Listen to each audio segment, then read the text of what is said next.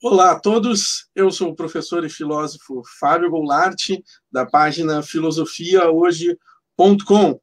Para quem ainda não me conhece, que chegou aqui no link através do amigo Zine, atualmente eu sou um dos pré-candidatos a prefeitos de Porto Alegre pelo PSB, sou mestre em filosofia pela PUC, com estágio internacional pelo CNPq, sou líder comunitário aqui no campus de Ipanema, Moradas da Ípica, sou ativista do Movimento Mais, professor na rede municipal, professor na rede estadual.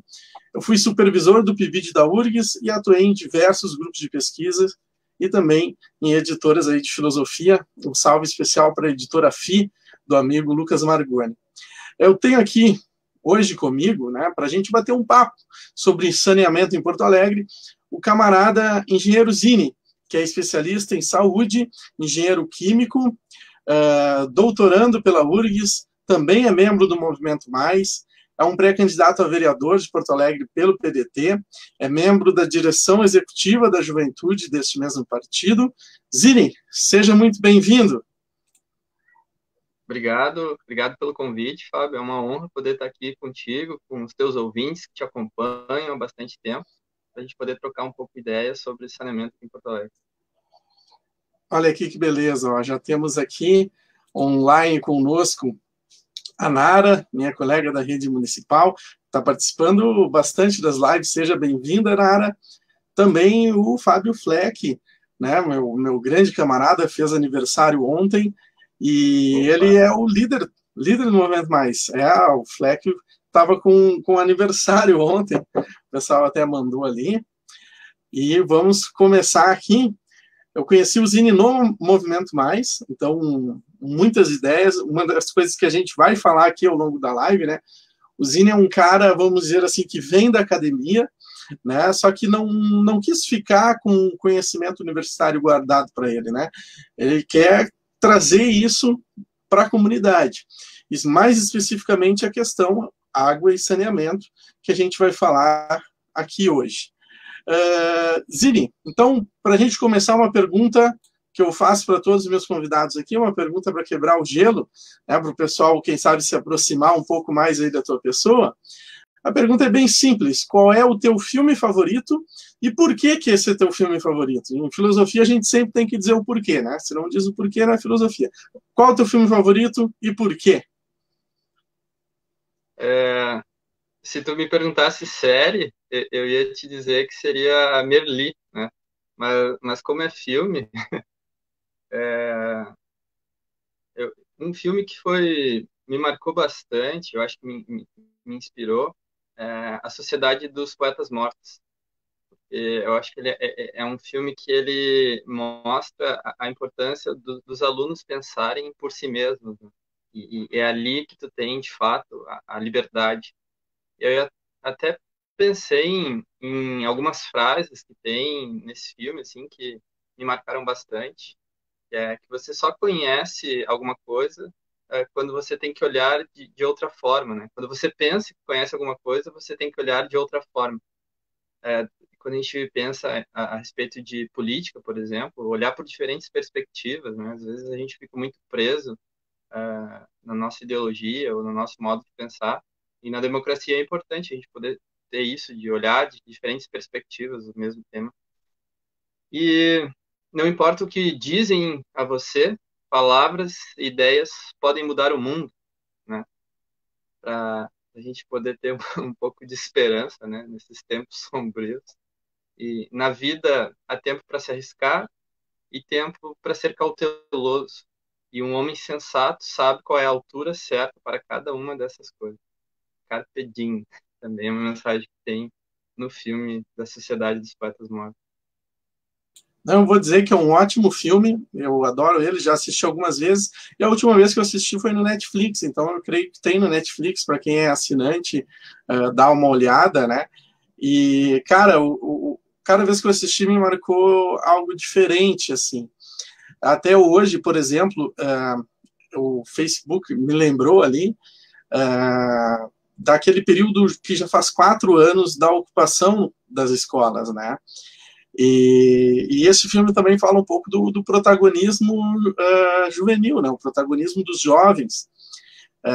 Tu é um líder da juventude dentro de um partido político, tu sabe o quanto isso é importante, né? O quanto é necessário os jovens estarem engajados, lutando pelo mundo melhor e etc.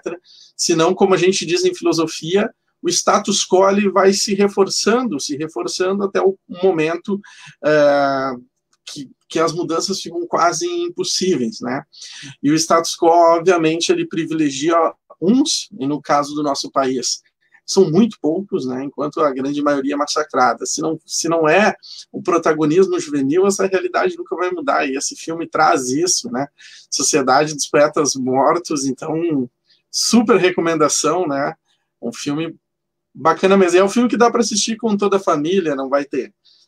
O que pode acontecer é algum tiozão mais conservador ficar meio cabreiro assim, com o filme, fala de sentimentos, né, e etc., mas no mais é maravilhoso, né? Tomando aqui meu cafezinho, saudade lá do café com Zine, hein? Daí eu tô tomando o meu aqui. Sabe que eu gravei um sexta-feira com a Juliana Brizola. A gente mesmo? vai divulgar essa semana, ficou muito bacana. Eu deixo um spoiler aí. Ah, sim, já fica com a divulgação. Até assim, aproveitando esse momento, aproveitando a deixa, né?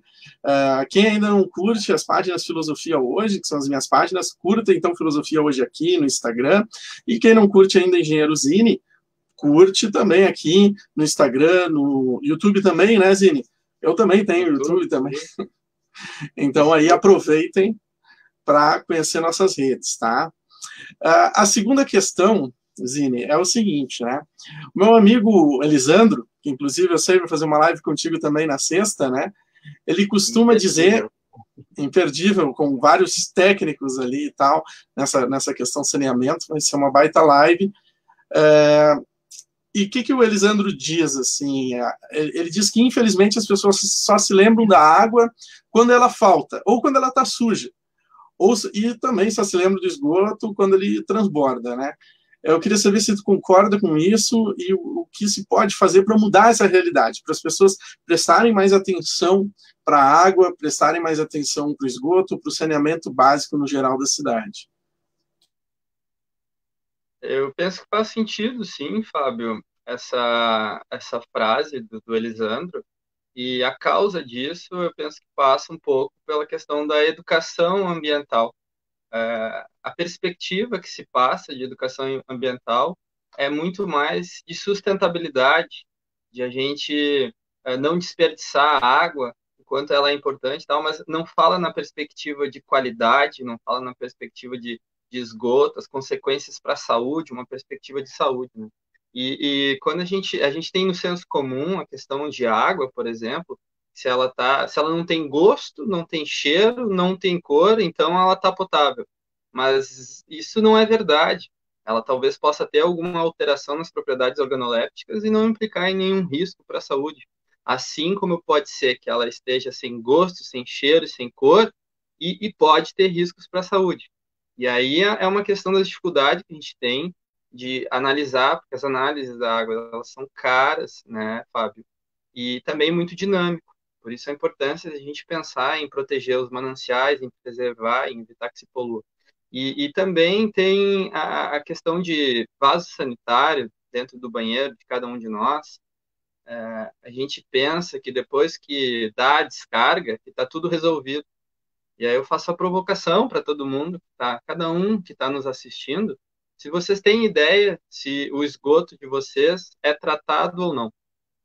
As pessoas não sabem se o seu esgoto é tratado ou não. E a gente tem aqui na nossa capital, em Porto Alegre, 600 mil pessoas sem acesso a tratamento de esgoto, né?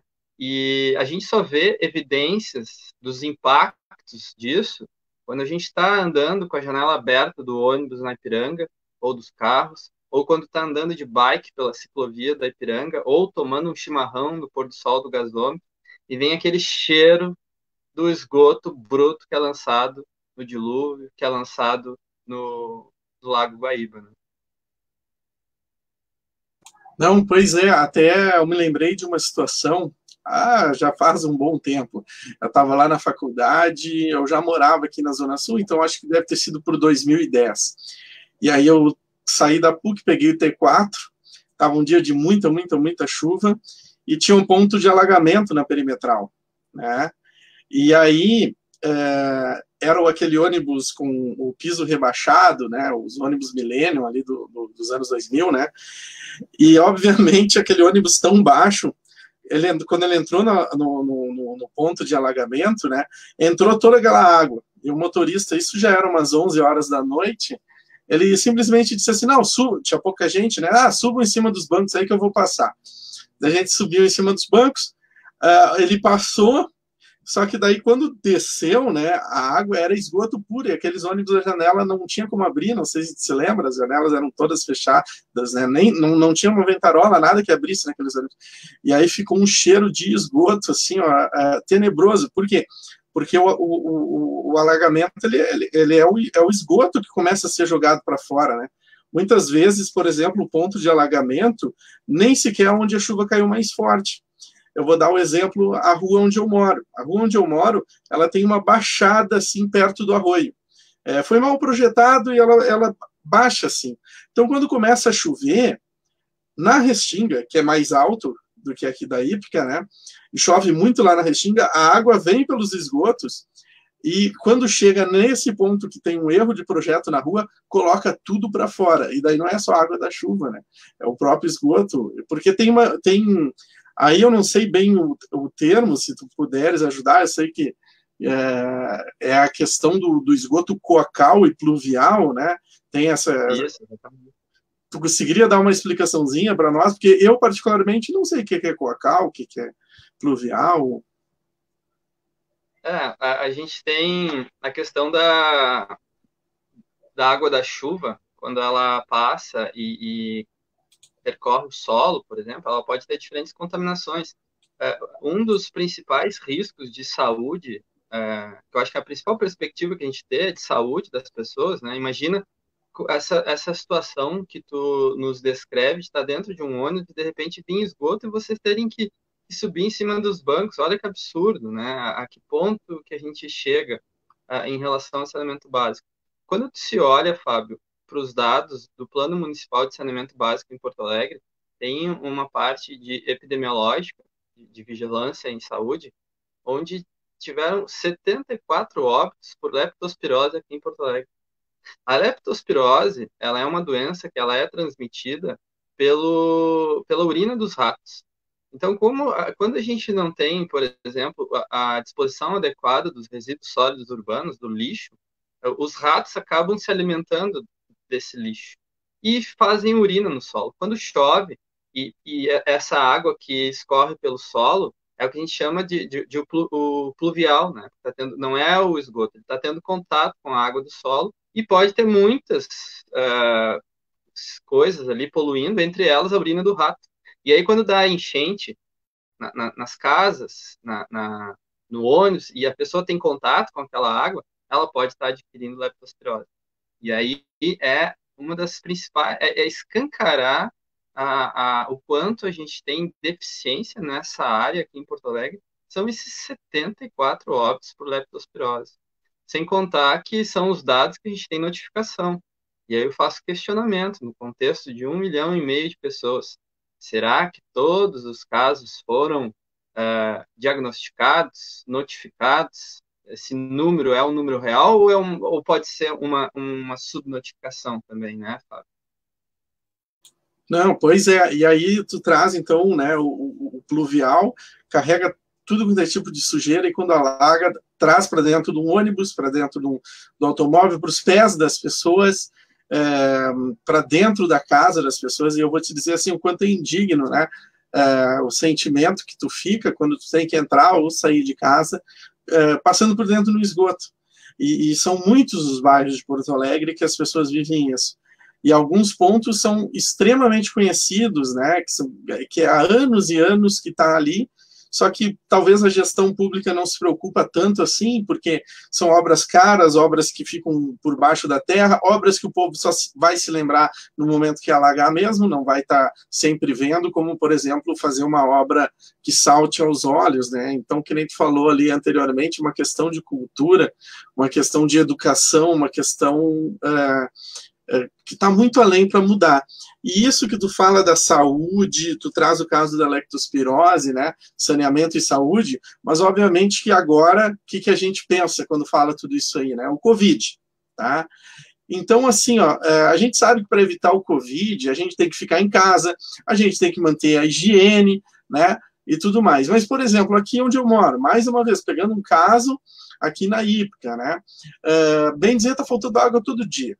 Todo dia fica várias horas do dia sem água. E cada vez que tu liga pro DEMAI, estão fazendo isso, estão fazendo aquilo, é tal problema na rede, etc. E a bomba, tal. Só que o que acontece? Acaba que a gente não consegue, né, fazer a devida higiene, né, principalmente da casa no geral. Isso é bem complicado. Ontem mesmo, acabou voltando a água, que era umas 11 horas da noite, a gente ia fazer uma limpeza toda do pátio, da frente da casa, e acabamos que não pudemos fazer por causa disso aí. Até a questão da roupa. Tem toda a instrução, né? Que tu chega da rua, tu tira a roupa, tu coloca na máquina, daí não tem água para lavar, né? E isso não é só aqui, né? A maior parte da periferia de Porto Alegre está sofrendo com esse problema, né? E aí eu te pergunto, né? Como que tu acha que o DEMAI está sendo administrado na atual gestão do Marquesan? E se isso impacta, né, o fato de Porto Alegre ter entrado na bandeira vermelha aí, em relação ao Covid, ou seja, a gente ter piorado aí no combate a esse perigoso vírus, né? E o que poderia estar sendo feito diferente aí na questão da administração do DEMAI? Bueno, a gente vive em Porto Alegre num governo que ele tem uma perspectiva do laissez-faire, né? O neoliberalismo. Ele não tem uma visão estadista, acredita que a iniciativa privada, o livre comércio, que deve governar,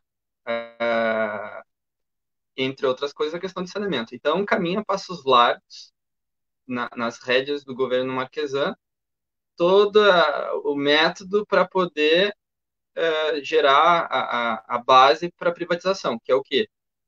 Não investimento público, não fazer as manutenções necessárias. Então, quando se compara, por exemplo, em 2014, o DEMAI tinha 2.092 servidores.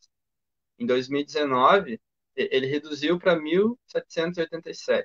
São 305 servidores a menos. Isso é quase 15% do quadro reduzido, né? E quando tu tem essa redução de recursos humanos e tu tem as demandas, as ordens de serviços, estoura um cano, acontece um vazamento, tu tem que ter manutenção. E a velocidade de resposta dessa manutenção, ela passa por tu ter recursos humanos à disposição.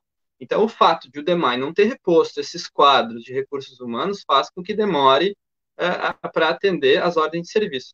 Além disso, a gente está num contexto de pandemia por coronavírus. Então, quando tu pensa em pandemia por coronavírus, todo servidor de qualquer esfera de trabalho, seja ele público ou privado, quando ele tiver sintomas gripais ou quando ele tiver um diagnóstico de coronavírus, ele tem que ser afastado das suas atividades de trabalho. Então, quantos servidores do DEMAI será que não possam estar afastados das suas atividades por risco de estar com o coronavírus e, se for trabalhar, poder transmitir para os seus colegas, né? Então, esse é um ponto. O outro ponto é o seguinte, quando se fala a respeito de falta d'água, as causas, não é a questão de captação, por mais que a gente tivesse passado por uma situação de estiagem grave no Rio Grande do Sul, nesse ano de 2020, o nível do Guaíba para captação do DEMAI, ele podia captar ainda. Então, não é a captação o problema. O problema pode estar na questão da reservação, os reservatórios. Talvez possa estar faltando aí no teu bairro, Fábio, um reservatório que possa estar atendendo às oscilações da rede de distribuição ao longo do dia. Ou outra questão é a manutenção. Se tu está com vazamento e tu não está resolvendo o problema a água está indo fora, e aí não tem para atender a demanda das pessoas. Então, acho que passa por essa linha, né? E saneamento básico no governo Marquesan, ele passou à margem, né, da gestão. Só um ponto ali a respeito de coronavírus, que tu fala se pode ter correlação com a bandeira vermelha aqui em Porto Alegre, né? Uma das primeiras medidas desde o começo da pandemia para prevenção é a questão de tu ter água à disposição para fazer a higienização, como tu bem falou. Então, se tu não tem condições de estar se higienizando, lavando as mãos, que é uma das principais medidas preconizadas pela Organização Mundial da Saúde, pelo Ministério da Saúde, a Secretaria Estadual da Saúde, que é onde eu trabalho, e a Secretaria Municipal de Saúde, que está mais próximo do cidadão, isso compromete uma das principais medidas de prevenção. Aí eu só queria destacar, a gente vai falar em mais detalhes na live de sexta-feira, que o Elisandro vai estar participando, sobre uma pesquisa que está acontecendo aqui em Porto Alegre, no Rio Grande do Sul, já aconteceu também no Rio de Janeiro e em Minas Gerais, e é monitorar amostras ambientais e verificar se tem ou não a presença. Foram feitos estudos, um dos primeiros que foi publicado na Holanda, né? Eles encontraram coronavírus no esgoto. O que isso significa? Significa que as pessoas que estão contaminadas, que tiveram contato com o vírus, elas estão expelindo o vírus pelas fezes, pela urina, enfim, e está indo no esgoto e se mantém íntegro ao ponto de, numa amostra, tu conseguir identificar ele.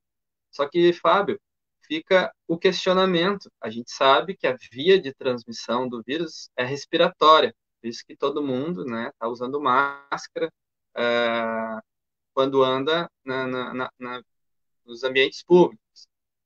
Mas fica o questionamento, será que a via de transmissão fecal-oral, pelo fato de ele estar no esgoto, e talvez depois beber uma água que teve contato com o esgoto, e essa é uma realidade de 1 milhão de gaúchos, beber água que tem contato com fezes, será que essa pode ser uma via de transmissão? É o que a gente não sabe responder.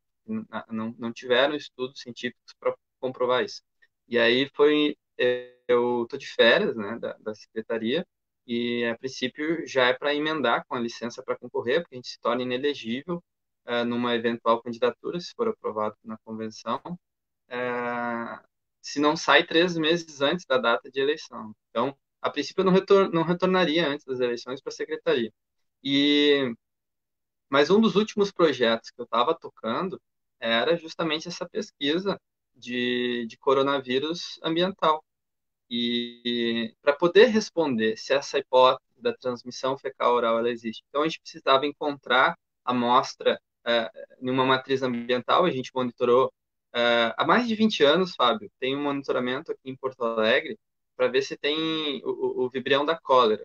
Então tem toda uma estratégia desses pontos de amostragem no aeroporto, no dilúvio, pontos próximos onde tem lançamento de esgoto, para ver se tem ou não esse vibrião. A gente aproveitou esses pontos e também 2 estações de tratamento de esgoto, a ET Serraria e a ET São João, e além de amostras de água bruta e água tratada da estação de tratamento de água Menino Deus. E a gente encontrou resultados positivos do vírus aqui em Porto Alegre. E encontrou em concentração suficiente para poder mandar essa amostra para fazer uma outra análise mais complexa. Precisa de um laboratório de risco biológico 3. Aqui no Rio Grande do Sul, só a PUC do Rio Grande do Sul tem esse laboratório para fazer esse tipo de ensaio, porque vai estar manipulando o vírus. Então, os pesquisadores, quem está ali manipulando a amostra, corre risco de se infectar, né? Então, tu tem que ter todo um rigor biológico de segurança. E a gente se articulou com a Fiocruz para poder fazer essa análise do bioensaio. O que eles vão fazer? Eles vão pegar o vírus e vão inocular, fazer testes com animais e ver se o animal se infecta ou não, para responder se é infectivo na via fecal-oral. Então, acho que é um grande estudo científico que está rolando aí. Talvez a gente possa ser os pioneiros para poder dar essa resposta para o mundo, se der resultados. Esperamos que seja negativo, né? Porque vai ser um desastre se a via fecal-oral for infectiva. E a gente tem índices de saneamento básico no Brasil muito ruins. Mais de 100 milhões de brasileiros não têm acesso ao esgoto tratado. Então, se a via de infecção fecal-oral for comprovada, talvez a pandemia de coronavírus possa demorar mais tempo para sair do Brasil. Bom, que nem tu falou mesmo, tomara que isso não seja comprovado, né? E que senão a situação é muito crítica. Porque, na verdade, Porto Alegre até se destaca em relação a outras cidades aí com tratamento de esgoto, e mesmo assim é muito, muito longe do ideal, né? E se se compara ainda com outros países, né, que foi feito na Inglaterra, Estados Unidos, França, em termos de saneamento, nossa, aí a gente vê o quanto realmente está distante de um ideal, né? E assim, na verdade, tu já foi entrando ali em outras questões, mas tu falaste ali já da questão do prefeito estar trabalhando em desserviço, vamos dizer assim, com saneamento, visando aquela velha estratégia de sucatear para privatizar e mais barato, né? O Elisandro também, quando ele esteve aqui, ele explicou que a privatização do DEMAI ela já está sendo feita, né? Só que, vamos dizer assim, em camadas, né? Então, terceiriza um serviço aqui, privatiza outro ali, etc, etc, até o ponto de, quem sabe, um dia, mantendo-se essa linha ideológica aí no poder, de privatizar toda a rede, captação, distribuição, etc, etc, etc. E aí entra esse velho fantasma, que sempre, quando o governo de direita está no poder, nos assombra, que é a privatização da água. A pergunta é rápida e rasteira, né? O que tu pensa da privatização da água? É contra, a favor? Eu penso que a gente não pode encarar a água numa perspectiva de produto, porque desde 2010, de acordo com a Organização das Nações Unidas, a água para consumo humano, antes de mais nada, ela é um direito humano. E aí, quando se pensa não só a água, mas o saneamento básico como um todo, ele precisa de investimento, precisa de um grau de investimento alto. Se tu mantivesse, pegasse das últimas 2 décadas, o ano em que teve maior investimento no setor, com o PAC, o governo PT, e mantivesse esse mesmo nível de investimento até 2030, mesmo assim ainda seria insuficiente para a gente universalizar o saneamento no Brasil. Eu penso que esse dinheiro investido, ele pode promover empregos e renda local, né? A gente tem exemplos do Paraná, que investiu 8 bilhões de reais, ou de Pernambuco, que investiu também essa ordem de grandeza nesses últimos 5 anos, e o quanto isso gera desses projetos, porque esse dinheiro fica no território, né? Além disso, reduz perdas econômicas de afastamentos do trabalho por moléstias, que podem ser causadas pelas doenças devido à falta de saneamento, como a gente comentou aqui, a leptospirose, né? Ele reduz os custos de assistência no SUS, que é prevenção. Ele pode valorizar o mercado imobiliário, porque tu imagina, Fábio, esses bairros que têm alagamento frequentemente, o valor de um imóvel num bairro que está sempre alagado é um. O valor de um imóvel que não tem esse problema, com certeza vai ser mais alto. Então, valoriza o mercado imobiliário. E ele também pode ser como oportunidades de turismo. Eu vou fazer uma comparação entre 2 estados, o Rio de Janeiro e o Espírito Santo. Eu já tive a oportunidade de conhecer as 2 capitais. Bom, Rio de Janeiro todo mundo sabe, cartão postal do Brasil, é lindo, né? E o Espírito Santo, Fábio, é tão lindo quanto o Rio de Janeiro. Só que qual é a diferença? Não pode pisar na água, porque a água não atende os critérios de qualidade nem para tomar banho nela. Então, olha a perda que o Espírito Santo tem em termos de turismo, quando se compara com o Rio de Janeiro, pelo fato de ter o seu mar poluído e muito disso o próprio esgoto, né? Então, além disso, tem a questão de reduzir a evasão escolar, Fábio. Tem muitas crianças que, ao ficarem doentes por causa da falta de saneamento, faltam aula nas escolas. Então, qual é o impacto disso, né? São tantas as vantagens, Fábio, em perspectiva de prosperidade econômica e de justiça social, eu não vejo desculpas para não se investir recursos públicos no setor de saneamento básico. Muito bom, e eu acho que isso também já deixa claro aqui uma outra questão, né? Todos esses links que tu fez, assim, o que despertou esse teu interesse, né, por essa questão do saneamento básico, né? Eu sei que tu não é de Porto Alegre, Então, eu gostaria que tu contasse um pouquinho da tua história, da onde tu veio, como chegou até aqui, e o que despertou esse teu interesse pela questão da água e do esgoto. Bueno, eu sou natural de Canela, né, na Serra Gaúcha, e é uma das cidades mais frias do estado. Passava bastante frio, acordava cedo no auge do inverno para ir para a escola, para estudar. E minha família, humilde, minha mãe era camareira de hotel, levantava de segunda a segunda para trabalhar na rede hoteleira lá de Gramado. E o meu pai tinha uma lenheira.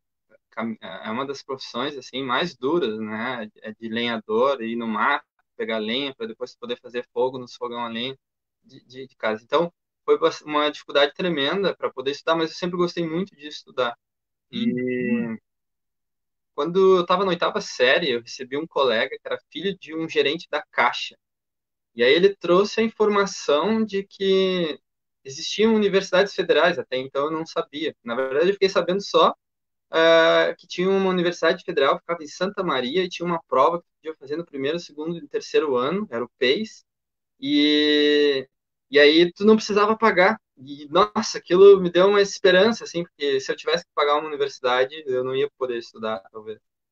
E aí eu fiquei focado nisso, primeiro ano, segundo ano, terceiro ano, estudando para essa prova do PEIS. E só no terceiro ano, porque eu recebi uma professora muito incrível, que ela era de literatura e ela tinha feito mestrado na URGS. E aí eu descobri que existia a URGS em Porto Alegre, mais perto, né, do que Santa Maria para Canela.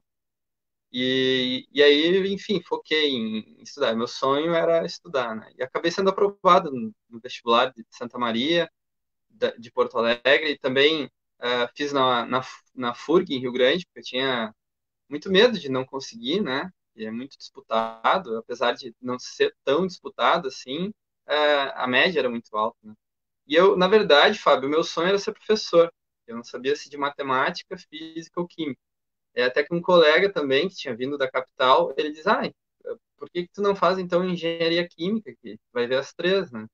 E aí eu, engenharia química, nem sabia que existia, engenharia química, nem sabia que existia, o que que é isso? Né? Eu achava que engenheiro era só para construir prédio, e quase não tinha prédio em Canela, né? E aí, bueno, vim, morei na casa estudante, e foi uma experiência muito bacana, e acabei me formando em 4 anos e meio, e entrei num programa de trainee. E aí foi no próprio processo seletivo do programa de trainee que eu tive a oportunidade de viajar a primeira vez de avião. E foi um deslumbre, assim, eu saí daquele quarto de 12 metros quadrados da casa estudante, dividido com um colega de quarto, para entrar em hotéis, assim, pagos pela empresa. Mas fiquei uns 2 anos, conheci várias fábricas pelo Brasil inteiro, e de cimento, e é, é engraçado, porque a água não pode entrar em contato com o cimento, né? Até ele tá lá para misturar no concreto, ter a massa para construção. Então eu trabalhava numa área que não podia ter água até então. Mas eu não me adaptei, Fábio, à lógica do lucro a qualquer custo e o mundo corporativo. Eu não me sentia bem em aquele ensino público de qualidade que eu tive, eu tá dando frutos para aquela coisa do lucro, sabe? Não me fazia bem. E aí eu retorno para Porto Alegre com a ideia de ser professor e vou para o mestrado, né? Só que a bolsa está muito baixa para pós-graduação, né? Então veja que eu reduzi acho que umas 5 vezes a remuneração que eu tinha enquanto engenheiro de uma multinacional para voltar para ser bolsista de mestrado. Então, e eu tinha muita saudade e vontade de voltar a morar em Porto Alegre. E aí abriu um edital de um concurso, 18 vagas para engenheiros químicos, uma em cada cidade do estado, né? E eu, é a vaga da minha vida. E aí larguei tudo e fiquei focado uns 3 meses, dava umas 16 horas por dia para o concurso. E aí deu certo, passei. E tá, daí depois que eu passei, eu fiquei pensando, o que que o engenheiro químico vai fazer na saúde, né? Ficava pensando, será que, bom, vai produzir remédio em alguma fábrica? Ficava imaginando assim, né? E de fato até tinha, né, uma fábrica de remédio ali na Ipiranga, mas esses governos liberais preferem pagar mais caro para a iniciativa privada do que produzir o remédio numa empresa pública. E eu coloquei no Google, engenheiro químico, Secretaria Estadual da Saúde. Aí apareceu a Jusce Clara da Silva, que veio a ser minha chefe. Aí que eu descobri com o que trabalhava. Trabalhava com água para consumo humano. E ali começa. Quando eu entro em exercício, sou nomeado para trabalhar na secretaria, eu já entro no programa do Vigiágua e eu tinha acabado de terminar todas as disciplinas do mestrado e precisava só de um projeto de pesquisa. E aí eu já direciono todo o meu projeto de pesquisa aplicado às necessidades da Secretaria Estadual da Saúde. Então, terminei o meu mestrado com agrotóxicos na água e, na sequência, já iniciei o doutorado, também avaliando contaminações químicas e doenças crônicas, contaminações microbiológicas e doenças agudas. Isso me potencializou muito dentro do SUS, porque onde eu trabalho é como se fosse uma diretoria técnica. Ela está prestando consultoria específica para atender o estado inteiro, por meio das nossas 19 coordenadorias regionais de saúde, que atendem os municípios. E, assim, sempre as demandas mais cabulosas, assim, mais ferrenhas, a gente que acaba na linha de frente lá dando suporte. Isso vai dando muito repertório, né? E alinhar, e fazendo essa conexão, assim, à luz da literatura científica mais atualizada, está lá com o pé dentro da universidade, aplicado às demandas da sociedade que são no dia a dia, né? E aí, Fábio, eu me deparo muito como fiscal sanitário em dar diagnóstico, em ver quais são os problemas. Mas para resolver esses problemas, sempre fica dependente da vontade política de quem está no poder. Então, isso me frustra muito, de ter dado muitos diagnósticos de tudo que precisa fazer e travar, porque quem está ocupando os espaços de poder, eles não têm essa perspectiva do saneamento básico como prioridade. Então, é por isso que eu estou dando uma guinada na minha vida e me predispondo a disputar esses espaços de poder e colocar o saneamento básico como prioridade no campo político. Não, muito bom, e até quando tu ia contando a tua história, né, eu ia lembrando aqui algumas coisas da minha, né, que eu também, por exemplo, assim, quando eu estava terminando o ensino médio, embora eu aqui da capital, da periferia, lá do Rubem Berta, meu pai mecânico, minha mãe dona de casa, e eu sabia da URGS, obviamente, eu já tinha como foco fazer a filosofia, porém, olhando a grade de horários da URGS, já estava completamente incompatível com, vamos dizer assim, o meu estilo de vida, ou necessidade de vida, né? Porque eu já era casado, já tinha que sustentar a casa, eu precisava de um emprego com salário fixo, né? E a URGS não tinha como conciliar isso. O curso era de manhã e, para piorar, ainda tinha algumas cadeiras de tarde e de noite. E fora o fato que tinha algumas cadeiras no campus central e outras no campus do Vale, né? Que, assim, para quem não é de Porto Alegre, acho que são uns 25 quilômetros de distância um do outro, né? Então, eu pensava assim, nossa, infelizmente esse sonho da faculdade vai ter que ser adiado, vou ter que fazer outra coisa, passar no concurso e depois tentar fazer o concurso mais tarde. E aí uma professora também me falou na época do ProUni, isso em 2005, eu nunca tinha ouvido falar, e na verdade quase ninguém tinha ouvido falar, né? E isso abriu a porta para eu cursar na PUC, que no caso de filosofia, na época era até mais conceituada que a URGS, e que disponibilizava todo o curso no horário noturno, né, em uma flexibilidade ali maior e tal, que foi o que me permitiu estudar e me tornar aí o professor, o filósofo, né. E assim como tu, eu também tive um momento na minha vida que eu trabalhava na Car House e estava lidando direto com a diretoria na parte de mídias sociais e etc., ganhando mais do que um professor da rede pública pagava, né, porque era comissionado com as vendas também, né, então, vendendo bem, poderia ganhar bem mais, mas eu me sentia mal, literalmente, né, em estar, vamos dizer assim, que nem tu disse, né, com toda uma potência de transformar a sociedade através do conhecimento que eu adquiri, eu estava literalmente trabalhando para um burguês ficar mais rico, vendendo produtos de luxo que, na verdade, pouquíssimos teriam acesso, sabe? Eu me sentia mal mesmo, assim, com aquilo. E aí, quando teve a primeira oportunidade, na época, depois de sair, né, e tudo mais, eu pedi demissão, fui promovido ainda, para piorar. O cara pede demissão e é promovido, porque o patrão quer que o cara fique, porque o cara rende. Daí, enfim, quando eu saí, eu me joguei a estudar no concurso, não para concurso, como tu fez, mas para o mestrado, porque aí tem uma curiosidade. Lá atrás, a bolsa do mestrado era relativamente boa, por quê? Era R$ 1.500 por mês, tá? Só que isso na época eram 3 salários mínimos, tá?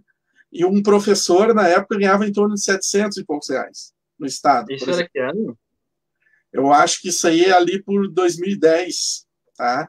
O problema é que veja bem, hoje 2020, 10 anos depois, continua esse mesmo valor, R$ 1.500. Exato. E aí, o valor, as bolsas congelou o valor, né? Com R$ 1.500, tendo que, vamos supor, quem vem do interior, conseguir um aluguel próximo da universidade. Olha o valor dos aluguéis nos bairros próximos da universidade. Não, está completamente inviável. E isso vai fazer o quê? Que a gente tenha muito menos pesquisadores e cientistas para os próximos anos, né? E aqui entra mais uma vez a ideologia. Se, por exemplo, quando tu falou ali que por questão ideológica, né, sucateiam, escanteiam, não querem saber da questão do saneamento, e isso obviamente atinge as famílias mais pobres, por quê? Tu fala assim, tantos por cento de Porto Alegre tem esgoto tratado. Só que esse número esse número ele é concentrado nos bairros. Então, nesses bairros, tem um esgoto super bom, perfeitinho, papapá. Enquanto tu vai na periferia, tu tem milhares, tu tem o bairro inteiro sem tratamento nenhum, né? Então, quando tu fala, por exemplo, assim, não é prioridade, porque no bairro onde moram esses políticos e onde, vamos dizer, o público desses políticos vive, essa questão já está superada, vamos dizer assim, né? Agora, a grande massa da população sofre. Mas assim, Fábio, eu sempre fico pensando, reflexivo, quando eu tô chegando em Porto Alegre, eu saindo de Porto Alegre, ao passar ali próximo da ponte do Guaíba, ou mesmo ali no estádio do Grêmio, que a gente tem a Vila dos Papeleiros, né, uma condição de vulnerabilidade social, e sem sombra de dúvidas, ali não tem saneamento, e aquele esgoto acaba indo para o Guaíba. E no mesmo fluxo, onde tu capta a água para a estação de tratamento de água do Moinhos de Vento. E aí, assim, Lavoisier, né? Na natureza nada se perde, nada se cria, tudo se transforma. É a mesma Mas eu vou te dizer que o capitalismo não tratado da população ali, que depois está chegando para esses bairros, como, por exemplo, o Moinhos de Vento. O saneamento básico ele é universal, independente da classe econômica, da condição Mas eu social. vou te dizer, cara, que o capitalismo ele é tão injusto, ele é tão desigual, que, por exemplo, assim, além de ter toda a estrutura e etc., a física do bairro melhor, tu citaste ali o caso do Moinhos de Vento, que é onde a velha elite de Porto Alegre viveu e já vive há gerações, vamos dizer assim, mas hoje tem bairros novos, como aqui o Belém Novo, que tem condomínios, etc., esses fluxos sociais também são muito interessantes, né?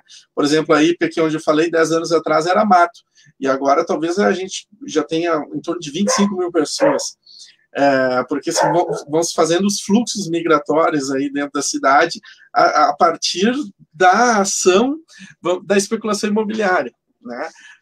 Que vai valorizando uns bairros, desvalorizando outros, e que nem também, quando eu estava falando com o Elisandro, a prefeitura não exige muitas vezes as contrapartidas no mesmo nível da quantidade de pessoas que uma construtora traz numa região antes desabitada. Isso tem todo o impacto social e também ambiental e etc. É um problema gigantesco, vamos dizer assim. Então aqui eu vou trazer, antes de ir para outra pergunta, né? A Nara, ela botou aqui, ela também é do interior, quando chegou em Porto Alegre, ela levou um choque ao beber a água da cidade.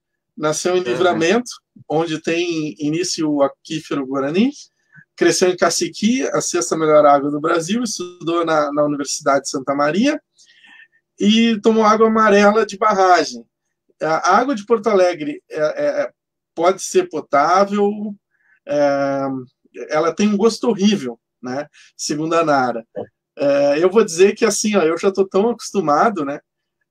Mas eu não sei, eu não bebi água melhor, mas a pergunta é para ti, Zine. Tem como melhorar a água de Porto Alegre hoje? Nara, a tua pergunta é muito boa. Eu também, na verdade, até hoje, se eu passo uns dias na casa da minha mãe, em Canela, e retorno para Porto Alegre, eu sinto no banho o cheiro, eu sinto, quando vou beber, eu sinto diferença. E essa questão do gosto na água, ela, se tu tiver determinadas substâncias, a ordem de grandeza de nanograma por litro já podem alterar as propriedades organolépticas. Só que quando se fala a respeito de potabilidade, é muito dinâmico. Imagina que tu tá tendo vazões dos rios chegando no Lago Guaíba, né? Vindo do Gravataí, vindo dos Sinos, vindo do Caí, e tu tá coletando aquilo. Tem estações com 200 litros por segundo de água. Então, quando tu monitora parâmetros básicos, a água é potável, ela está atendendo o padrão. Ou o monitoramento semestral também está atendendo o padrão. Só que aí fica um questionamento sobre o que é o padrão. E aí é onde eu, por exemplo, na minha pesquisa no doutorado, eu investigo. No final do século XVIII, um médico chamado John Snow, não o do Game of Thrones, ele investigou o que várias pessoas estavam tendo cólera e viu como fonte comum uma fonte de água.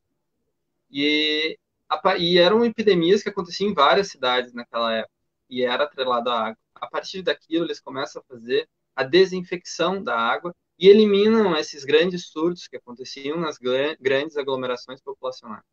Então, essa parte de vírus e bactérias na água já está muito sanado. Porto Alegre atende sempre, sempre remove vírus e bactérias. Então, não tem esse risco.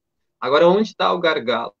O gargalo está em protozoários. Protozoários não são removidos pela desinfecção. E a gente tem 2 dos 6 pontos de captação que já tiveram a quantificação de protozoários, que é a Estação de Tratamento de Água Moinhos de Vento e a São João. Aí o que acontece? Fica dependente da eficiência do tratamento. Qualquer processo industrial, seja gerido pelo público ou pelo privado, vai ter falhas no seu processo. 5% é esperado que possa ter falha, uma falha operacional, numa mudança ali do processo, enfim. E nessa falha pode acontecer de passar os protozoários. E aí a gente pode ter um risco para a saúde. Esse é um ponto. Giardia e Cryptosporidium. Giardíase e Cryptosporidiose. E a gente tem uma dificuldade de identificar esse tipo de doença, porque toda vez que a gente está com diarreia, o efeito principal dela é diarreia, né? E aí eu faço a provocação. Quem aqui que está assistindo a nossa live, Fábio, nunca teve uma diarreia, né?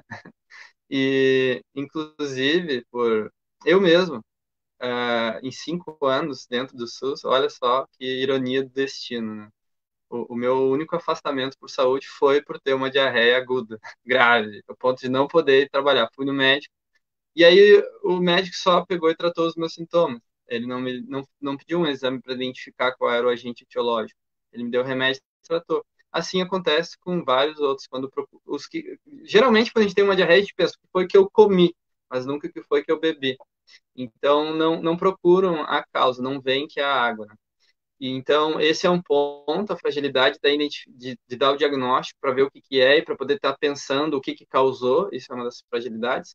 E o outro ponto a respeito de água para consumo humano é a questão dos poluentes emergentes, que eu queria falar para a Nara sobre essa pergunta dela. Quando se fala de vírus, bactérias e protozoários, é uma coisa que eu tomei e já vou ter o sintoma no outro dia, é agudo, é instantâneo. Agora, a minha preocupação, Nara, é a respeito das contaminações químicas na água. Tu não vai tomar uma água com uma contaminação química e ter um efeito amanhã. Esse efeito, ele vai ser a longo prazo. Então, são doenças crônicas que podem ser desenvolvidas com tu beber uma água que possam ter contaminantes em baixa quantidade a longo prazo. E aí a gente tem deficiências do conhecimento científico, Nara. Se tu olhar hoje para o padrão de regulamentação que a gente tem, ele está atendendo a água de Porto Alegre, ela é potável. Agora, se for olhar para um outro nível, por exemplo, as substâncias químicas que tem no esgoto, que o tratamento não remove, como, por exemplo, fármacos, né? É uma coisa que me preocupa muito. Eu fiz uma revisão sistemática de mais de 1.000 artigos identificando contaminações químicas na água para consumo humano no Brasil. Tentei vasculhar. E aí encontrei vai lá, faz um filtro, vê o que é do Brasil. Encontrei uns 25 artigos que encontraram contaminações químicas na água que foi consumida no Brasil. E aí separei aqueles que estavam previstos na portaria, eram uns 37 parâmetros, e cerca de 50 não estavam previstos no padrão de potabilidade. Então, por definição, são poluentes emergentes. E aí tentei enquadrar eles com uma metodologia de avaliação de risco, de acordo com dados toxicológicos, com dados, estudos que são feitos com animais para ver o dano que pode causar, e separei uns 7, 8 parâmetros que enquadrariam a água como não potável se aquele parâmetro fosse regulamentado. E aí um dos efeitos que pode ter, por exemplo, é o câncer. Então tem um hormônio, ele é usado como anticoncepcional para toda mulher em idade fértil, é o 17-alfa-estradiol. Então tu imagina, Rio Grande do Sul, 11 milhões de habitantes, metade disso mulheres, 6 milhões de mulheres. Então, tu tem 20% em jovens, né? Vamos supor, dá 1.500.000 mulheres em idade fértil tomando o anticoncepcional. Todo dia e expelindo aquilo pela urina. E aí a urina vai no esgoto.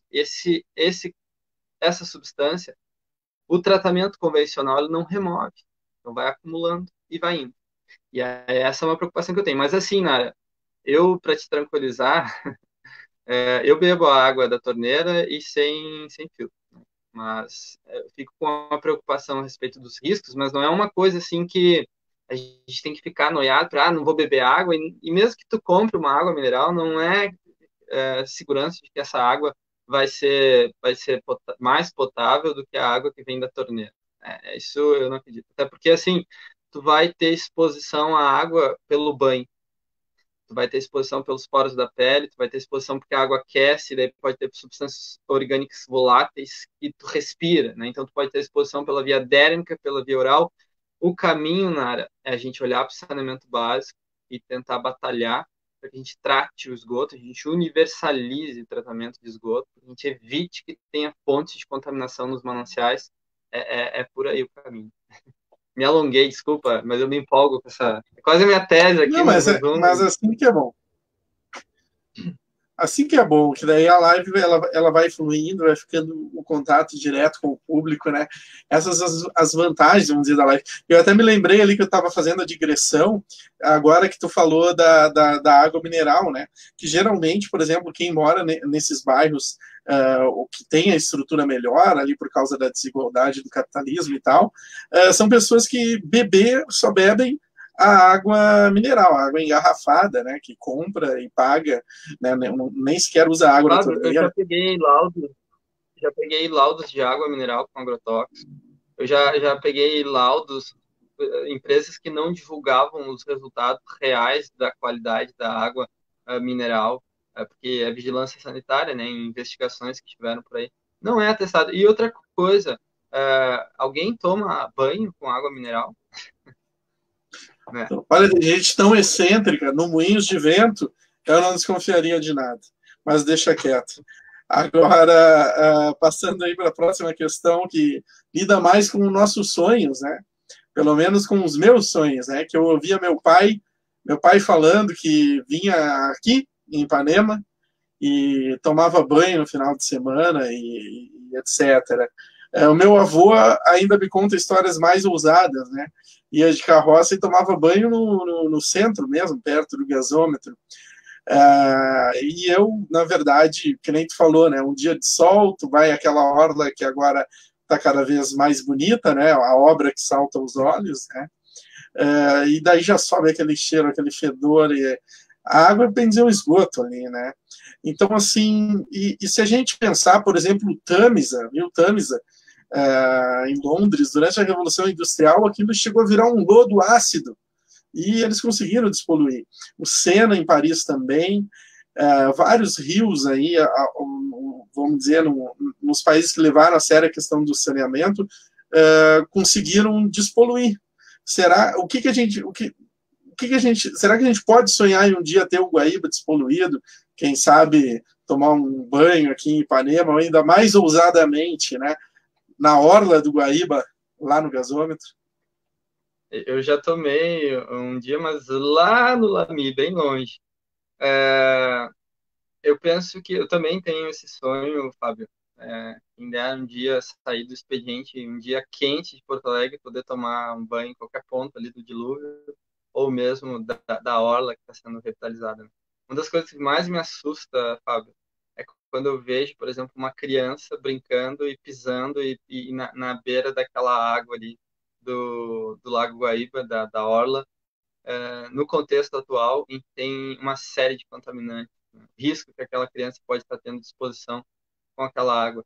Mas eu acho que dá para sonhar, sim. Existe um projeto muito bacana, inspirado na capital da Coreia do Sul, Seul, e é uma cidade que era 10 milhões de pessoas, e,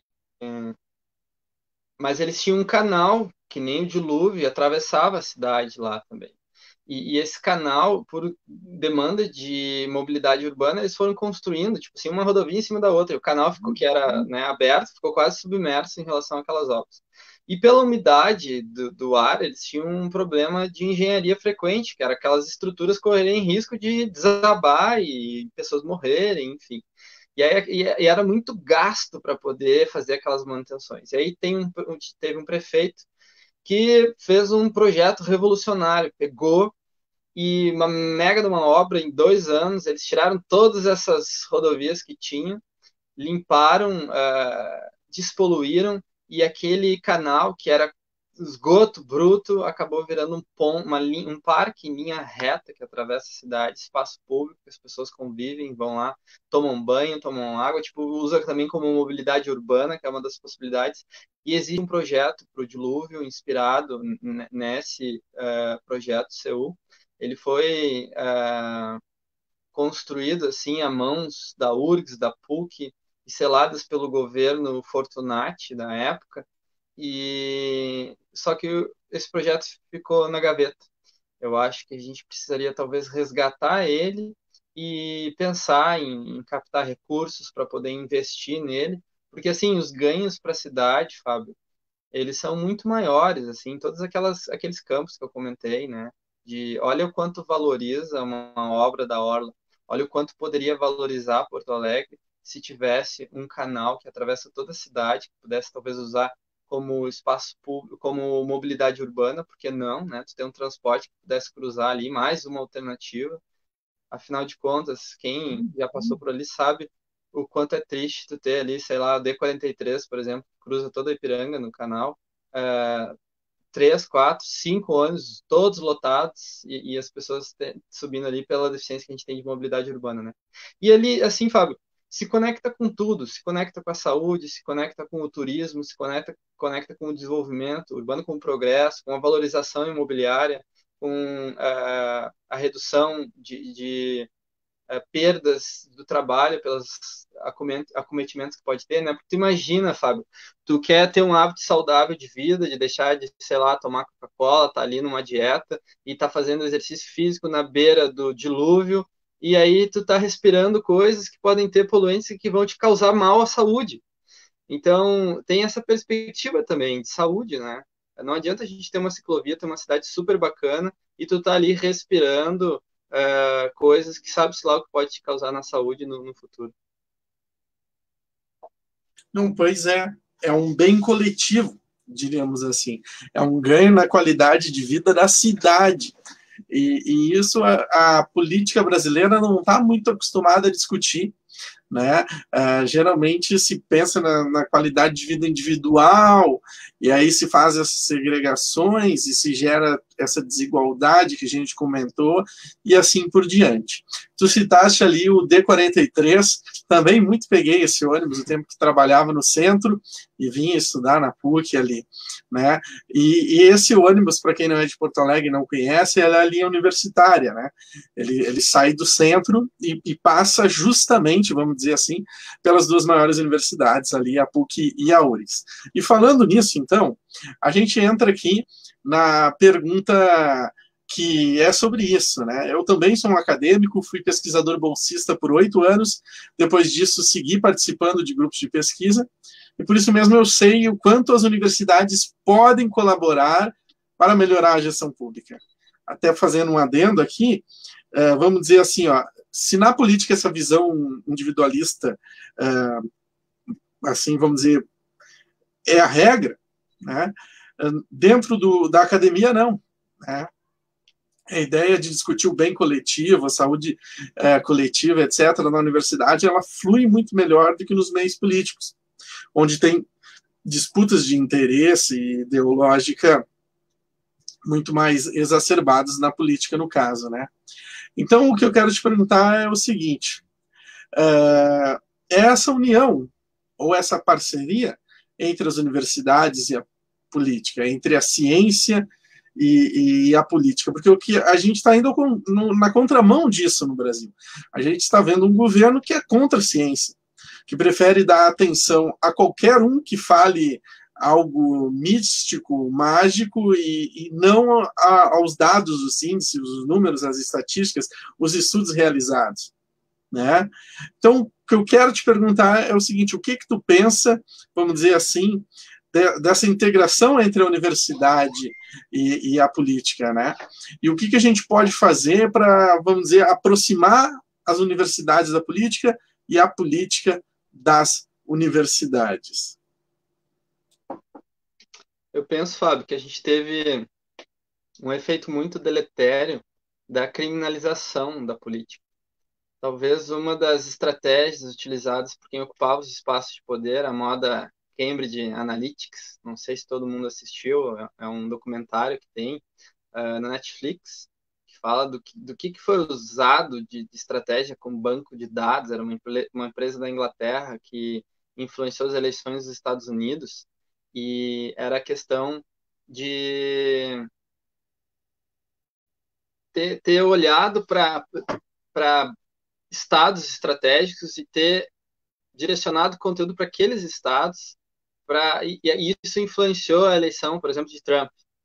E esse efeito da eleição de Trump teve influência aqui na eleição de Bolsonaro, já muito em função de um antipetismo. E nessa conjuntura e nesse contexto todo, a política foi criminalizada, né? Todo aquele contexto de mensalão, lava-jato, toda a corrupção do PT fez com que gerasse um desgaste no campo político, e qualquer pessoa que fosse querer pensar a política já era mal visto, né? Eu mesmo, Fábio, te confesso que quando tu mencionou ali no começo a respeito da ocupação que teve em 2016, né?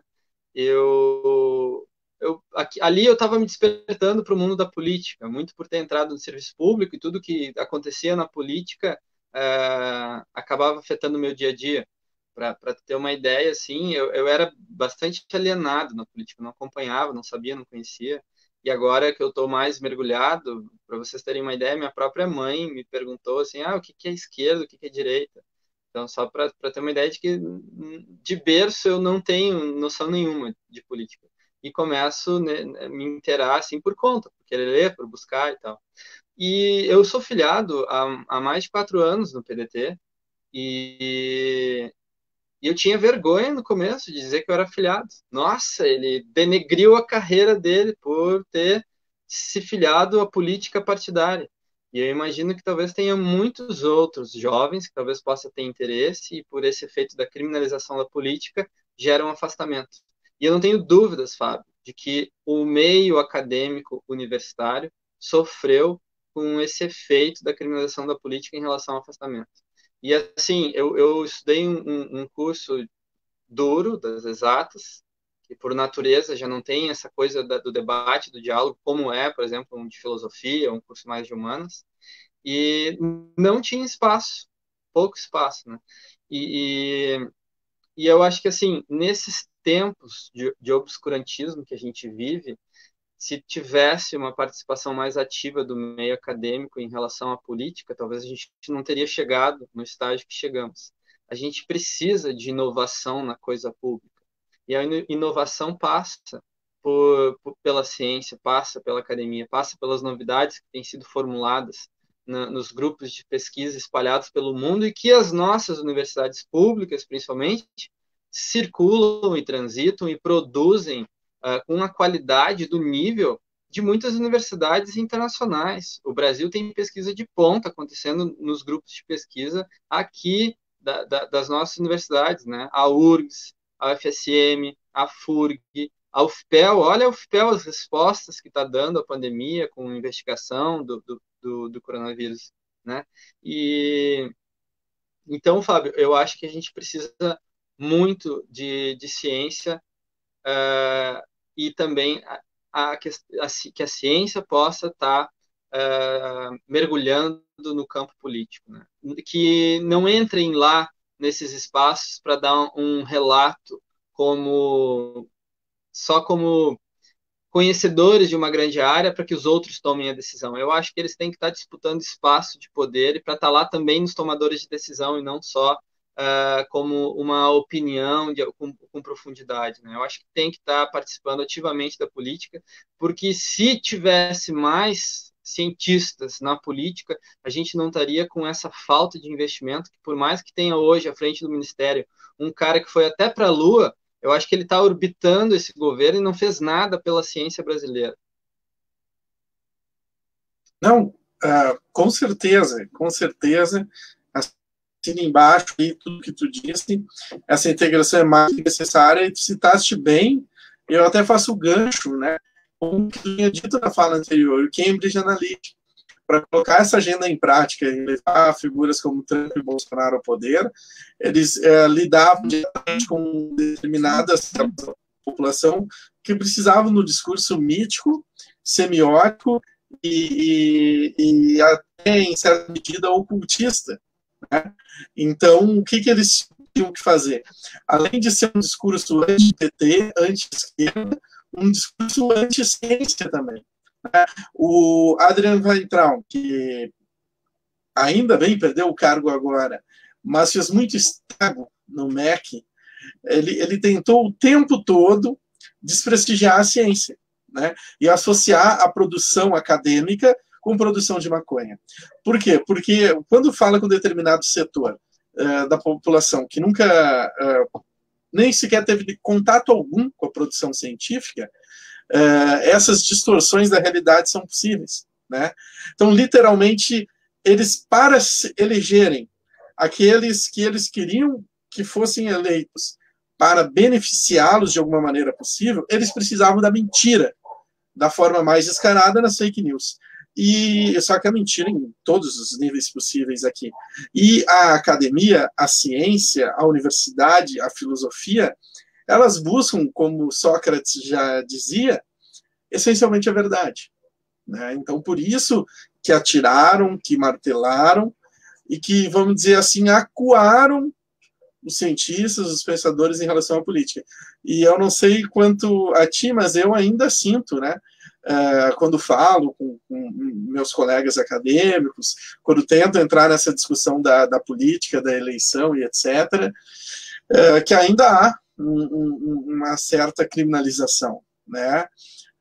Um discurso que às vezes vem, mas isso é porque tu vai ser candidato, mas isso é porque tu quer se eleger, mas isso é porque tu quer um cargo, etc. Não, isso é porque eu acredito que eu posso ajudar, isso eu acredito que eu posso fazer a diferença, e que se mais gente da ciência, vamos dizer assim, mais gente das luzes estivesse nesse meio, ele não estaria tão obscuro, assim, tão trevoso como ele está. Né? Porque hoje a política é trevas.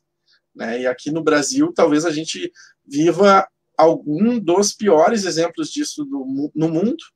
Né? E vamos dizer assim, esse colocar o saneamento em segundo plano e a própria saúde da população em segundo plano, ou melhor dizendo, a própria população em segundo plano.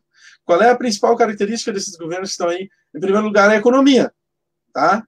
Cara, tu se lembra, eu acho que a fala que talvez caracterize tudo foi uma fala de uma assessora do Paulo Guedes, tá? Ministro da Economia, que ela disse literalmente assim: não, o vírus mata principalmente gente pobre e mais velha, então deixa o vírus agir, né?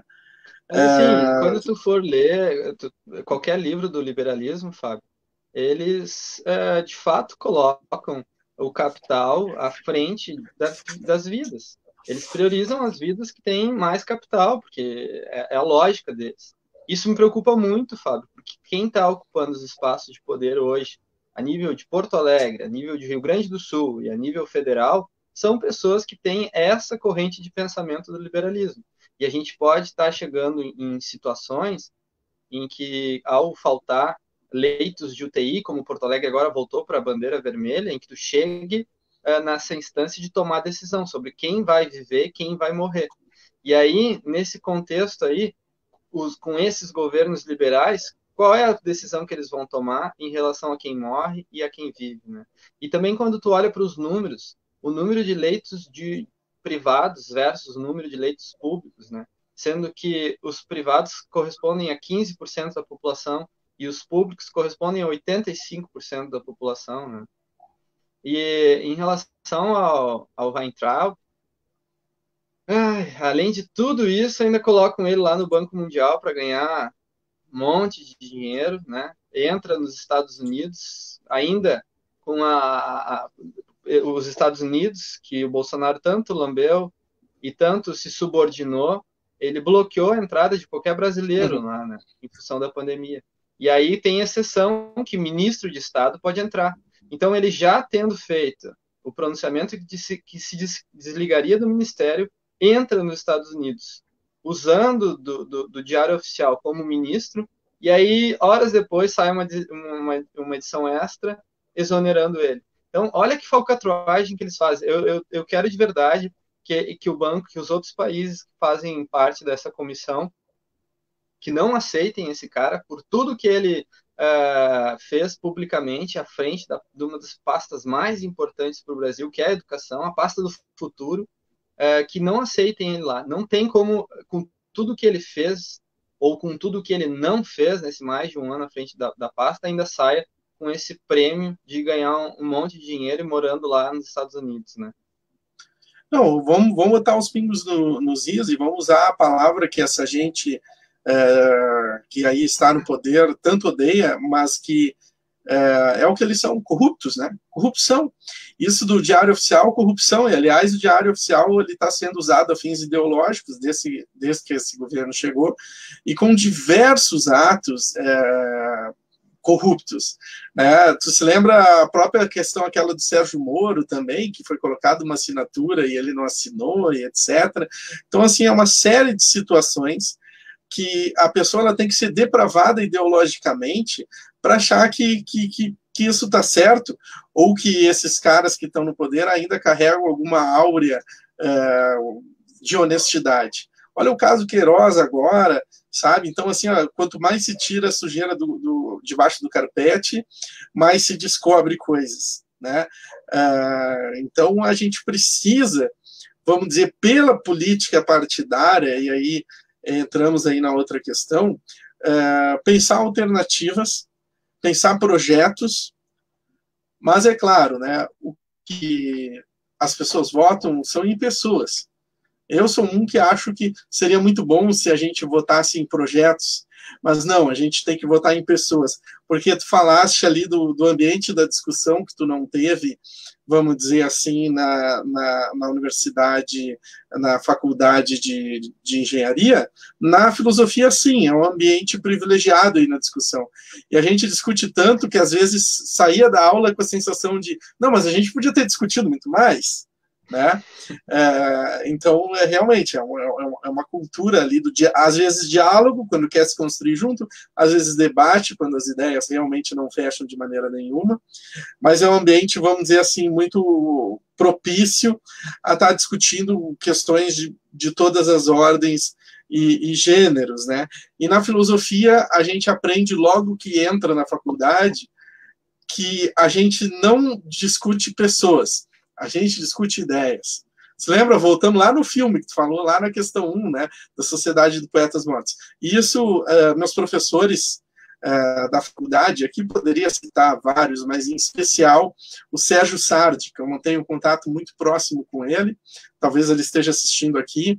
A gente está construindo junto, né, o Pense Educação, repensando a nossa educação municipal com um projeto viável, né, sem grandes extravagâncias orçamentárias, diríamos assim. E ele sempre ensinava: a gente tem que discutir ideias, debater ideias, dialogar ideias. Mas na política não tem como votar em ideias, né? A gente vota em pessoas. E aqui entramos, vamos dizer assim, na última questão, propriamente dita, da nossa live. Tem mais uma ainda depois, mas essa é a última mais elaborada, assim, né?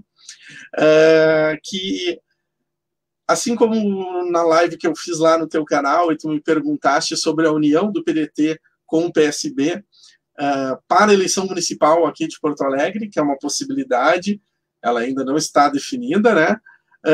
E já vou mais ao que me interessa, né? Mais precisamente com Juliana Brizola e eu, Fábio Goulart, além de ter, vamos dizer assim, dois jovens com ideias próximas aí ao que tu pensa, ao que tu dissestes, invocam, embora eu não tenha... Ela é neta do Brizola. Eu, até onde eu sei, pelo menos até onde eu fui, eu não tenho nenhum parentesco com o João Goulart, mas carrego, né, os seus ideais. Então, vamos dizer assim, uma candidatura Brizola e Goulart, né, invocando esses sobrenomes que lutaram pela igualdade, pela Constituição, pela República, por uma educação pública de qualidade, né, invocando tudo isso aí. Como tu vê essa parceria PDT-PSB possível aí para uma eleição de 2020? Fábio, eu acho que a gente vive um momento muito difícil na política, né? Na conjuntura do atual governo federal, que é fruto de, diferente da ideia ou da pessoa, que nem tu disse, é fruto do anti, né? E aí é o antipetismo, é o anti-bolsonarismo, tudo isso, essa polaridade que se criou no Brasil e que, de certa forma, tem suas representações nas esferas municipais, estaduais e no legislativo municipal, no legislativo estadual, no legislativo federal, porque tem muita gente que se elege nessas ondas, né? Eu acho que nós somos de dois partidos que representam justamente uma terceira via, com um projeto nacional de desenvolvimento, que eu acho que é o que a gente tem muito em comum no plano das ideias, e liderado pela figura de Ciro Gomes para 2022. E tem 4 cidades que são extremamente estratégicas para estruturar as bases para Ciro em 2022, que é Porto Alegre, São Paulo, Rio de Janeiro e Recife, né? E nós estamos aqui em uma dessas cidades, que é Porto Alegre, e 2 delas, a princípio, é para ser na figura do PDT e 2 delas no PSB. E aqui Porto Alegre seria uma que seria na figura da Juliana Brizola, né? Juliana Brizola, que, como tu falou, é neta de Brizola, ela tem uma trajetória muito bonita, muito coerente na sua trajetória política. Eu acho muito bacana tu se colocar assim à disposição de construir algo em conjunto, que eu acho que é um sinal de ver nela uma figura de liderança para Porto Alegre que possa inspirar o porto-alegrense, ou uma alternativa para fugir dessa questão da polarização, né? E a gente poder estar debatendo ideias e projetos de desenvolvimento aqui para a capital. E eu acho que quando eu participei a primeira vez de uma reunião junto com vocês no PSB, liderado por Elisandro, eu me senti em casa. Eu acho que a gente tem muito em comum, né, no plano das ideias, e essa aliança, Fábio, eu acho que traz esperança de figuras jovens para a capital, né? Como tu fala do sobrenome Goulart, que tá até aqui, né, num dos livros que eu tenho. O Goulart, ele era cunhado de Brizola, e tem toda essa relação também com Getúlio Vargas, né? Os dois presidentes, Getúlio Vargas, o Goulart, e que o Brizola, que até domingo foi os 16 anos que ele partiu, né? E os 3 estão lá em São Borja. é muito simbólico isso, Fábio.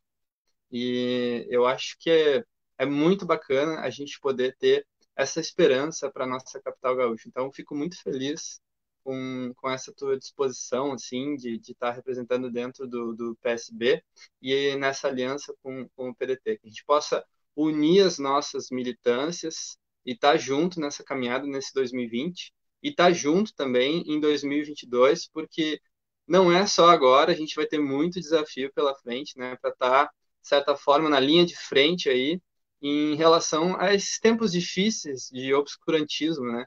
Colocar um canhão de luz para iluminar o caminho com projeto, ideia e militância, né? Eu acho que é muito bacana poder estar do lado de vocês nesse momento. Eu acho que, acima de tudo, um sonho, né? E, como eu falei, carregar esses nomes, assim, numa campanha significa carregar algo que, de certa forma, está sumido na política brasileira, que é o estadismo, né? Qual a principal característica, eu acho, tanto na política do João Goulart, tanto na política de Leonel Brizola? Eles realmente estavam preocupados em fazer o Brasil melhorar, né? E o Brasil não no sentido simbólico, não era bandeira, né, que, por exemplo, tanto o Bolsonaro suja aí nessas manifestações. Eram as pessoas, né? Porque o país essencialmente eram as pessoas. E esses caras essencialmente colocavam o povo brasileiro em primeiro lugar, ao custe o que custar. E custou muito caro para ambos, né? Custou perseguição, custou exílio, mas que trouxe muitas vitórias, não para eles, muitas vitórias para a população.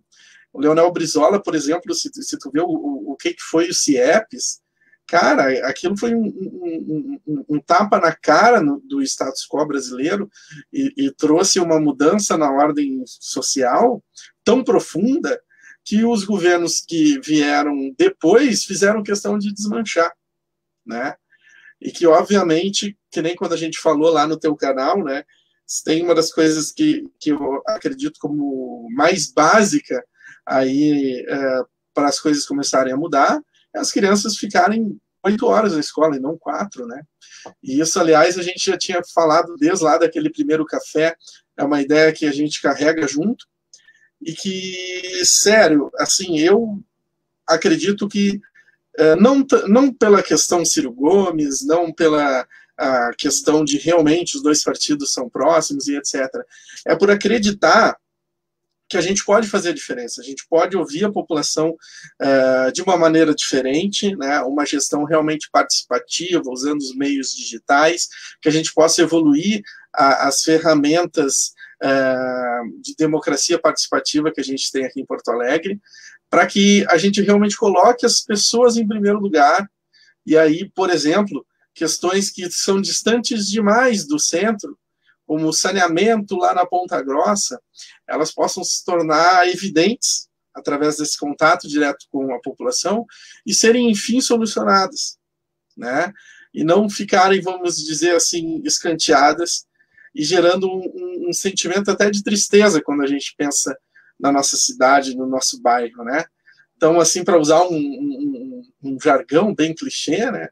Eu acredito que essa união PSB-PDT a gente possa vir com uma candidatura sólida, né, com condições reais de ganhar, principalmente por não estar na polarização. E assim não ter que lidar com a rejeição, com o anti, como tu falaste, né, que outras siglas têm, né, e outras pessoas até têm. Então eu realmente acredito nisso. Eu não sei qual vai ser as decisões partidárias, eu não sei quais os rumos que vão ser tomados, mas eu posso dizer abertamente, né? Eu estou, vamos dizer assim, sonhando cada dia que passa com isso, porque é o que eu realmente acredito que vai ser melhor aí para a nossa cidade, né? Então, indo para a última pergunta, para finalizar, a página Filosofia hoje ela cresceu muito com aforismos, que a gente chama de filosofia. O que é o aforismo? O aforismo é uma frase solta, que serve para a gente refletir. O aforismo muitas vezes é colocado para a gente discordar. Muitos filósofos foram grandes mestres em colocar aforismos assim que faz o leitor cair da cadeira, né? Então, o que eu quero pedir para ti, para a gente finalizar aqui com chave de ouro? Uma frase, né? Uma frase filosófica ou de um filósofo, para tu deixar o nosso público aqui refletindo no final da nossa live.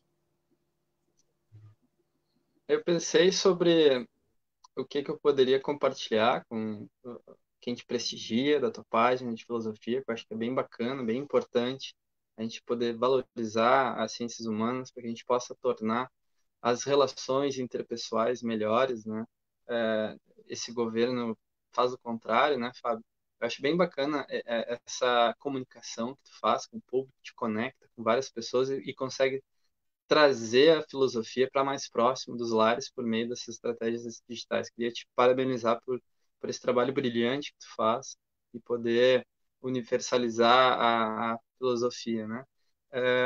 Eu gosto bastante de ler e um livro que eu gostei muito de ler foi A Origem do Totalitarismo, da Hannah Arendt. E quando eu abro o livro, na epígrafe desse livro tem uma frase que é de Karl Jaspers, que é: importa ser do seu próprio tempo. E não numa perspectiva política, porque por ser do PDT e trabalhista, eu acho que ao olhar para trás e ter várias lideranças que inspiram e para pensar no futuro que a gente pode ter com esperança, mas numa perspectiva, Fábio, de saúde mental. Eu acho que essa questão de talvez viver no passado e remoendo dores que a gente já viveu, ou a gente ficar pensando o tempo todo no futuro e não viver o presente, nos gera ansiedade, pode nos dar várias doenças de saúde mental, né? Insônia, estresse, tensão, esse mundo que a gente vive com informação o tempo todo. Por isso que eu penso que essa frase importa ser do seu próprio tempo, do Carlos Jaspers, era que eu gostaria de deixar para o público que está nos prestigiando hoje. Muito bacana, grande reflexão, né? E como filósofo, eu já começo a pensar, mas o que é o tempo? Como ser do próprio tempo? Como não pensar demais no futuro, nem demais no passado, e começar a fazer todas essas digressões, né? O tempo é aquilo, vamos dizer assim, que parece dado, né? Mas quando a gente se questiona o que é o tempo, veja que parece que nenhuma resposta vai ser suficiente para explicar isso, né? Então eu adoro essas questões aí referente ao tempo. E presente, futuro, passado aí na política é muito comum, né? Pensar o passado, aquilo que pode nos ajudar a construir um futuro, mas opa, eu acabei de deixar um vácuo, que é justamente o presente. Então pensar o presente é realmente um grande desafio, né, Zine? Então agradeço muito aqui pela live. Eu acho que foi uma grande presença. E a gente certamente mais para frente aí vai estar trocando mais algumas ideias aí ao vivo e espero, se não junto na eleição, mas pelo movimento mais a gente ainda vai ter muitas ideias, vai construir muita coisa para nossa cidade, né? Então eu agradeço. Queria te agradecer também por a oportunidade, dizer que eu fiquei muito honrado com o convite, também por esse espaço, para a gente poder estar pautando essa questão que é tão cara para a população, né, que é o saneamento básico. Espero que possa deixar uma mensagem reflexiva e que essa pauta ela possa estar sendo cobrada dos gestores públicos como prioritária, né? Tomara uma mudança realmente. E agradecer então a você que assistiu, que comentou. Se ainda não curtiu, por favor, curta. Se ainda não comentou, por favor, deixe um comentário. E conheça e se inscreva na minha página, Filosofia Hoje, está em todas as redes, e também nas páginas do Engenheiro Zine. Agradeço a todos e tchau, tchau, até a próxima. Até a próxima, pessoal.